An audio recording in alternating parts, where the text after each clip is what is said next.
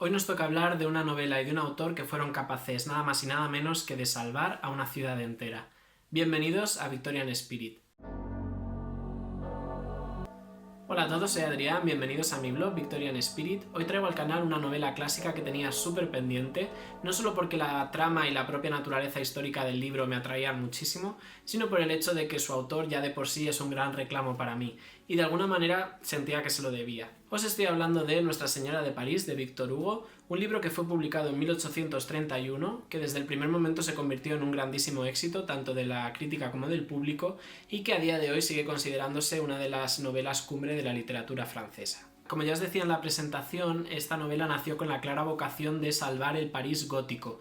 Y es que en el siglo XIX, cuando vivía Victor Hugo, la arquitectura medieval y renacentista corría el riesgo de o bien ser demolida para dar nuevos espacios a la ciudad de París, que los necesitaba, o bien de ser mutilada irreversiblemente, como le pasó de hecho a la propia Catedral de Notre Dame, que tuvo que ver cómo por culpa de su ignorancia sus vidrieras de colores eran sustituidas por cristal blanco semitransparente que según los genios de la época pues dejaba que entrase mucha más luz.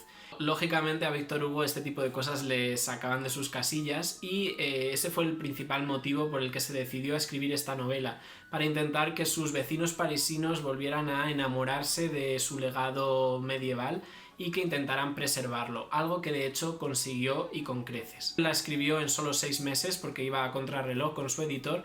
En palabras del propio autor fue una tarea titánica, y es que comparándolo por ejemplo con su obra cumbre Los Miserables, que tardó en escribir 17 años, pues se entiende que 6 meses fuera quizá demasiado poco tiempo para el autor. Es posible que cuando os refiráis a esta historia en ocasiones la hagáis como El jorobado de Notre Dame, y es que este título se lo debemos al primer traductor inglés que ya en los años 30 al traducir la obra decidió que el protagonista, o por lo menos el protagonista del título, debía ser el jorobado, que no deja de ser un personaje más dentro de una trama muy coral. Pues bueno, fue el título que se decidió para el mercado anglosajón y que Disney años después perpetuó, con lo cual es natural que lo llaméis así, pero bueno, simplemente decir que tanto el original como en su versión traducida en español sería Notre Dame de París o Nuestra Señora de París. El autor de la obra, Victor Hugo, es uno de los grandes referentes de la literatura francesa, casi se podría decir que es el Da Vinci del siglo XIX, porque él además de narrador era dramaturgo, era poeta, era pintor y también hacía sus pinitos dentro de la política. Él defendía ciertas causas sociales como el hecho de abolir la pena de muerte, que es algo que se deja entrever en esta novela, por ejemplo, o el hecho de que él era un convencido europeísta que, entre otras cosas, defendía la creación de unos Estados Unidos de Europa. Que Victor Hugo estuviese tan involucrado con la política y las causas sociales, hasta el punto de que tuviese que exiliarse durante 20 años coincidiendo con el reinado de Napoleón III, explica que la sociedad de París y de Francia siempre hayan tenido un importante idilio con este escritor. Es más, cuando él murió, al cortejo fúnebre se unieron más de 2 millones de personas por las calles de París. A día de hoy se considera que es el mayor desfile que ha habido nunca en la historia de Francia,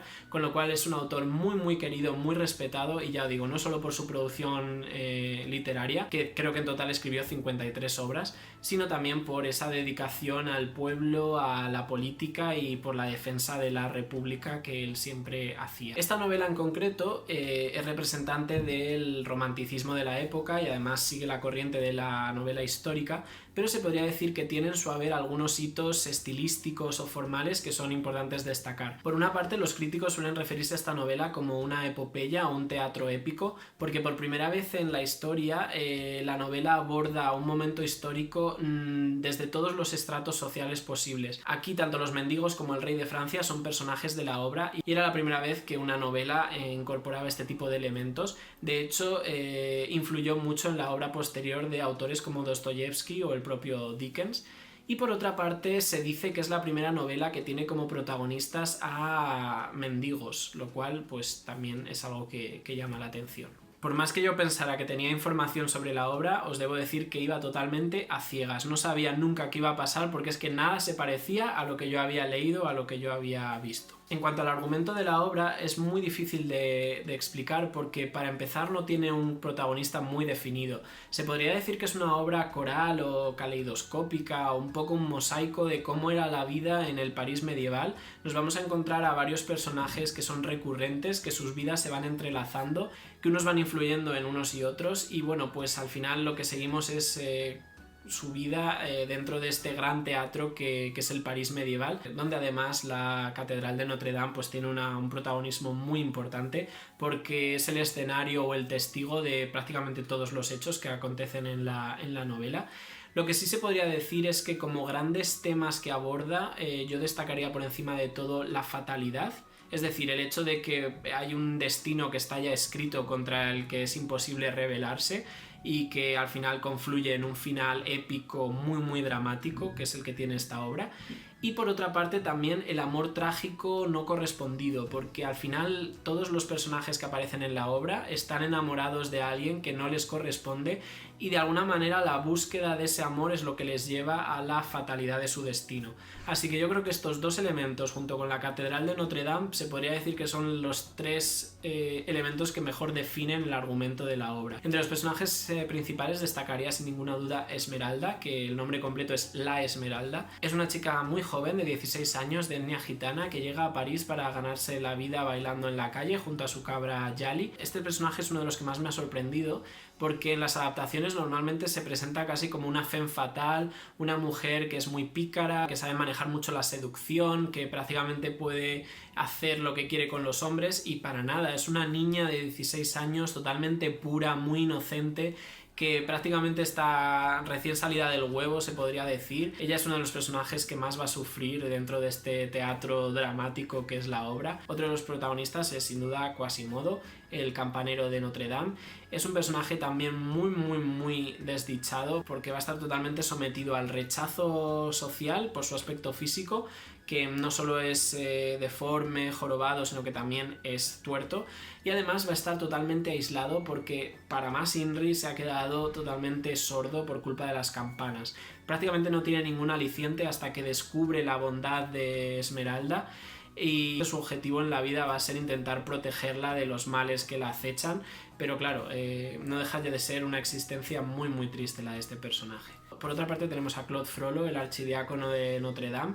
Es curioso también que en Disney decidieran que fuera un juez. Me imagino que para saltarse la censura en Estados Unidos decidieron que la iglesia no tuviese nada que ver con el villano de la película, pero bueno, en la novela es un archidiácono, con lo cual es un hombre de la iglesia y es un personaje pues muy contradictorio porque por una parte es muy culto, él se ha formado mucho, es prácticamente un científico más que un cura.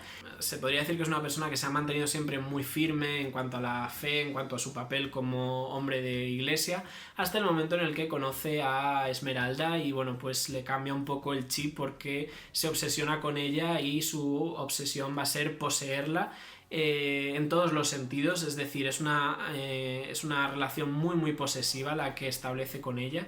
Y bueno, pues es un personaje muy desagradable, la verdad, porque ves que al final es capaz de llevarlo todo a las últimas consecuencias y digamos que es muy egoísta. Por encima de todo es un personaje muy egoísta.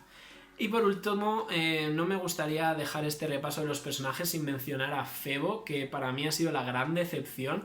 Y es que, como ya os dije en Twitter una vez, creo que Disney ha hecho una labor de blanqueamiento increíble con este personaje, porque en la película de Disney es este caballero maravilloso y en el libro... de verdad, qué personaje más nefasto es la palabra, porque es que no tiene nada bueno que se pueda decir de él. Totalmente mujeriego, asqueroso, no sé, de verdad, qué personaje más nefasto. Me produce repulsa. Pero bueno, digamos que esos serían los más importantes, frente a otros secundarios, como por ejemplo Pierre Gringoire, del que ya hablé en el vídeo de personajes, lo podéis ver en el vídeo, que es un poeta frustrado y es el único punto cómico que tiene esta novela, que por otra parte es tan trágica. En cuanto a mi valoración de la novela, ha habido cosas que me han gustado muchísimo y otras que no tanto. Entre las que más me han gustado podría decir que está el estilo de Victor Hugo, me gusta mucho cómo escribe, su desarrollo de personajes. Me gusta la labor de documentación que hay, sobre todo a nivel arquitectónico, etcétera, cómo te describe el París medieval y cómo te sumerge en ese mundo. Me gusta mucho. Y además el final de esta obra me parece que es sublime. Es un final muy propio para una epopeya, muy trágico, pero que está muy bien narrado. Uno de sus grandes aciertos es que tú eres testigo, junto con algunos personajes de la obra, de lo que ocurre desde la distancia. Y el hecho de verlo a través de la distancia hace que esa sensación de que la fatalidad puede con todo sea mucho más fuerte. Sientes muchísima impotencia en esta obra porque al final hay injusticias flagrantes que nadie las impide. Y bueno, pues ya os digo, el final increíble. Y otro de los elementos que más me han gustado es el hecho de que Víctor Hugo se inspirara dentro de esta historia en la Corte de los Milagros para incorporarla dentro de la trama. La Corte de los Milagros era como el refugio en medio de París de todos esos mendigos que durante el día pedían dinero y mostraban pues o bien que eran cojos, o que eran sordos, o que eran ciegos, o que eran leprosos, etc. Pero que por la noche se descubre que para nada, el que era cojo puede andar, el que era ciego puede ver, y etc. Y es un lugar pues que tiene sus propias reglas, fuera incluso de la jurisdicción de París. Ellos nombran a sus propios reyes. Y a mí ese ambiente tan fuera de la sociedad, tan marginal, siempre me gusta mucho.